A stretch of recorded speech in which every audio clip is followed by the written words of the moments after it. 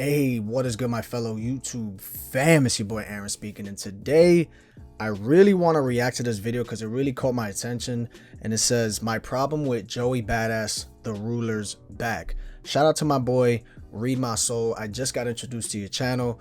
Definitely down to watch more of your videos, bro. I have not watched this yet, so I'm curious to see what my boy has to say. For those of you that haven't heard this song yet, there's some bars in here that have, I guess spark some controversy, or it has people talking, you feel me? So definitely a bar where he says too much West Coast dick licking, which, is very interesting. So yeah, let's just get into it. I'm curious to see what he has to say, bro. Let's get it, my boy. So gather on in, children. It is a new year, and Joey Badass said he's here. He is ready to compete. Got mirrors in my city, nomination. This for every time they left me out the conversation. Now, some people are saying he's paying homage to Jay-Z. Some people are saying he's taking shots at Kendrick. Some people are saying he's just being competitive. Hip-hop is a competitive sport. Now, and have y'all seen Joey Badass get into a fight at that store? That shit was pretty interesting. As a native New Yorker, I gotta call Joey out on this because the line that has everybody talking is too much West Coast licking, which it is a Jay-Z line from the song 22 Twos, one of Jay-Z's best songs in my low-key. I didn't even know that. I ain't gonna sit here and act like I knew that. I did not know that was a Jay-Z bar. opinion. too much West Coast licking. Now, me personally, I have to call Joey out because I'm a Joey Badass fan, but Joey has not been giving us enough music. Joey breakout mixtape was in 2012, 1999. I don't really Classic, of course. hear people talk about the next few projects as much, but we got to give him his credit because he released 1999 and 2012. He released Rejects in 2012. He released Rejects 2 in 2013. And Summer Nights in 2013. I don't hear very many people talk about those projects. If you ask me, they were decent.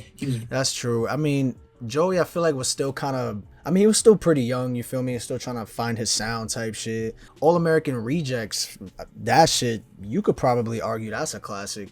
A lot of people, or at least a lot of Joey Badass fans at the time, especially with the song Devastated, felt like he was kind of going too poppy or very mainstream with it. But I feel like he kind of had to. You kind of always want to go for that hit, kind of like with J. Cole when he made Workout and shit like that. You kind of want to have at least a radio hit, you feel me? So I get it. Very young, and he was still trying to find his sound. He released 1999 and he was still in high school. We got to give him some credit. But then his actual releases, his studio albums, he released Before the Money in 2015, All American Badass, which I think is a classic. I think Before the Money is That's crazy. definitely dope, but All American Badass is definitely a classic. And then he released the 2000 project in 2022, which was not phenomenal. It was good. It wasn't great, but it was good. There are some standout songs on there. Where I Belong, Survivor's Guilt. There are some really good songs on there, but songs that are just okay, to be honest. Then he dropped an EP called The Light Pack during the pandemic, which was in 2020. I gotta call Joey out on this because the real problem here is that the East Coast, more specifically New York, has not been competing. And I mean New York City, because if you look at New York City, you can tell where the energy has gone. There's no energy in the city anymore. I mean, if there is energy, it's just a bunch of these fucking dumbasses with ski masks and Nike Techs, you feel me, just run around trying to up the body count, you feel me? The drill shit really, really changed a lot of things, bro. I would say, like, once the YouTube era started swarming in, like I don't even know their names, bro. The Gras of the world, you feel me? The K-Flocks and all this bullshit. It's just, I was never a huge fan of the drill shit. Maybe a song here and there, but like a whole project, that shit, they sound like demons for real. Like it's just ear diarrhea, bro. I was never a fan of that energy shit. in the city is dead, and I think that's the reason why we've only been giving you mediocre, gimmicky rapping. We haven't been giving anybody with some substance in a long time, unless you go to Buffalo, unless you go to Rochester. Shout out to Griselda. Hey yo! Shout out to 38 Special. So Yeah, I don't want to. Sorry, I keep pausing, but I feel you on that. Like, I'll just let it keep if playing. you look at the city ain't been giving you that energy for a very long time. And it's because, like Joey said, Moved out the city, copped the house in the sticks. that's what everybody from New York has done. The energy in New York has moved. Motherfuckers is moving. It's not the same Yeah. as it once was. When I was growing up in New York, I remember going to 125th and going to the Magic Johnson Theater and the energy around it, going to the movie theater on 161 in the Bronx, and them having all the little pictures, the little setup. Yeah, the energy was different, bro. I remember going to Skate Key growing up. You get what I'm saying? Shout out to Skate Key. If you're from New York, you know what I'm talking about. All of that energy disappeared, bro. Man, the fire hydrants, the block parties. I feel you, my boy. See, I grew up in Brooklyn. I still live in Brooklyn. So, like, the Harlems, the Bronxes, like, stuff like that, I never, ever went there. Like, ever. That's not really my vibe. I mean, my aunt be at a church in the Bronx. I would go there, but, like, in Tremont and whatnot. But for me, it was mostly a Puerto Rican community. You feel me? And I live with a bunch of, like, Hasidic Jews. But, like, in the south side of Williamsburg, if you know, you know, it was the south side. It was, I wouldn't say it was the worst area, but we had, it just wasn't a million tourists everywhere. It wasn't once I saw they opened up a Starbucks back in like 09, I knew shit was changing forever. We got a new condo every block, a new cafe, a new bar. I talk about this all the time. Like, it's changed for the better, but the griminess, you still see the graffiti, but it just isn't the same, bro. At all. At all. We used to have a lot of like Trinis walking around, Latin Kings. Like, if you know, you know, it was pretty bad growing up, but now it's hella nice. You feel me? There's restaurants, there's bar. It's beautiful now, but it's like the new Manhattan. Shit is mad expensive, so I feel you. You don't go to 125th Street no more, and it is not the same. You used to go to 125th Street. They had the CDs, the DVDs, the oil guys. The bootlegs was real, my boy. But the energy is not the same. You used to go out there, take pictures. There used to be like little photo opportunities. We all did it. You from New York, you know what I'm talking about. So I gotta call Joey out, because the reason why New York is dead is because people like him ain't really competing no more. So for him to come out and say, you know, too many people are riding the D of the West Coast, it's like, well, we doing that because we can't get our hits off of you. We can't get our fix. We fiends, you know. Like, I'm here for the same reason you is, man. I was a crack. I'm a rap fiend. I'm a hip hop head fiend. I love this. If I can't get my hit off of where I'm from, I'm gonna go somewhere else. And I ain't gonna lie, the West Coast been holding it down. Ab-Soul has been one of my favorite rappers. Schoolboy Q has been one of my favorite rappers. The West Side Boogie's been one of my favorite rappers. Kendrick Lamar's been one of my favorite rappers, because they've been giving you consistent music. If you ask me, Everything for Sale is one of the best albums that released. I think that was 2018. Shout out to Everything for Sale by West Side Boogie. Amazing project. New York ain't been giving us that. We've been giving gimmick after gimmick after gimmick. You dumb? Fuck Scarlet. Fuck out of here. Ice Spice. What's going on with Don Q? What's going on with A Boogie in the Hoodie? He was supposed to be next up. I mean, see, look, again, sorry to pause. I feel you when it comes to like the gimmicks and shit for New York. But the thing is, like, when you think of the New York sound, let's say you woke up today, you think of New York sound. What do you think of?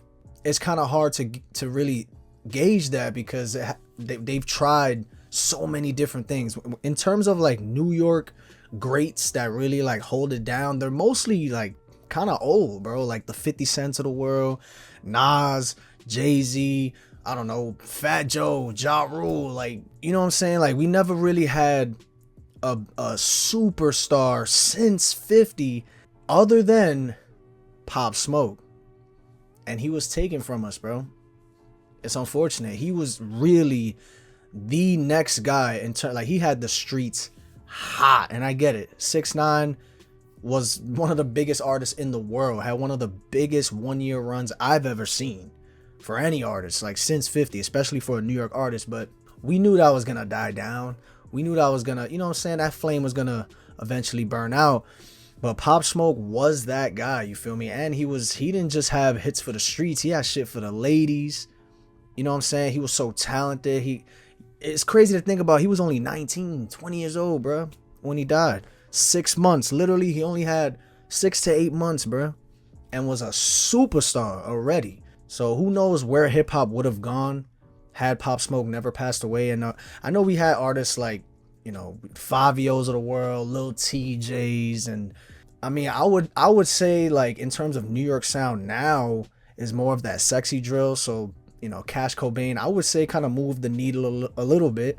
You know, it influenced certain songs, and a lot of people were stealing that same type of beat, bro.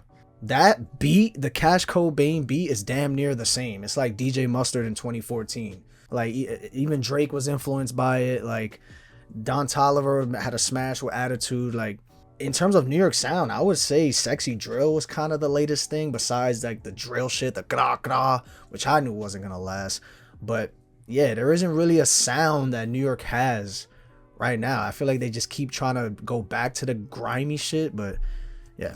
A lot of New York really ain't right, man. And I gotta call Joey out on it because you haven't been giving us our hits, bro. You haven't been giving me my fix, bro. I had to go get my hit off of dope of somebody else. So I gotta call Joey out with that because he should have been the one holding New York down. And because he hasn't, New York is last place. New York is not even in a conversation year after year. There's nothing that New York does that has put them in the conversation. Nothing. I would say the sexy drill. I would say the sexy drill. Moneybag Yo, so much coming out of Memphis, so much coming out the South. You get what I'm saying? Even New York is copying Chicago drill. New York got New York drill. It don't have its sound no more. And that's one thing else I wanted to talk about. I'm not a fan of the Conductor Williams beats because it feels as though it doesn't feel fresh. I feel like New York is caught up in constantly trying to reheat old French fries, and it's lost its way because it's been told that it has a specific sound, and it's that Conductor Williams, Havoc, production, Alchemist of the world type beats. When I personally think if you DJ Premier York, shit. It's always been verse. It's always been versatile. You had Jay-Z. Some of his best songs is Chicago production with Kanye West, Just Blaze. If you listen to Swiss DMX, Beats, DMX had a very different sound. Swiss Beats had a very different sound. Timbaland had a very different sound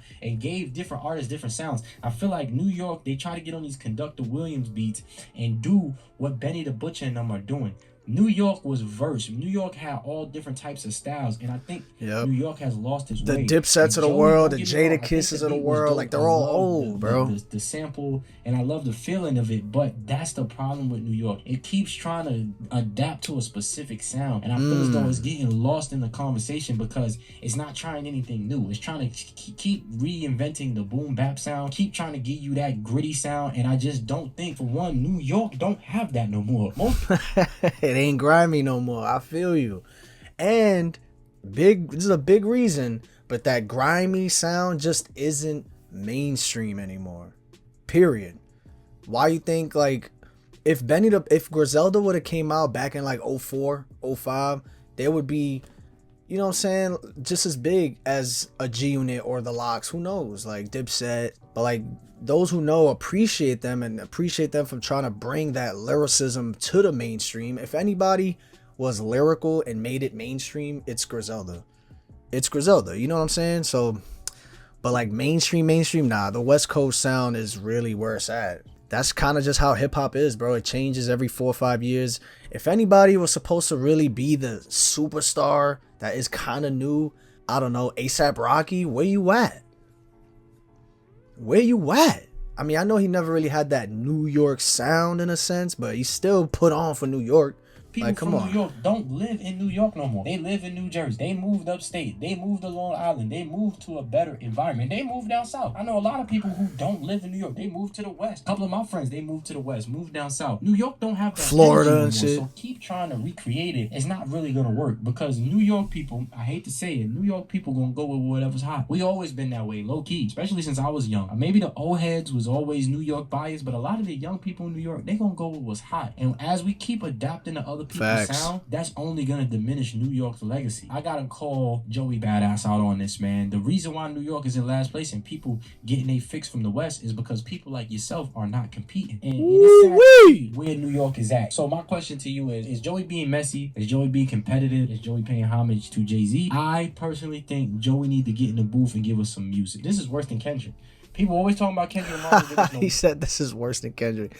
That is kind of true, man. I mean, I went to Joey Badass's show back in 2022, and that was an amazing show. It was for the 2000 album. It was 1999 2000 tour, whatever. Great show.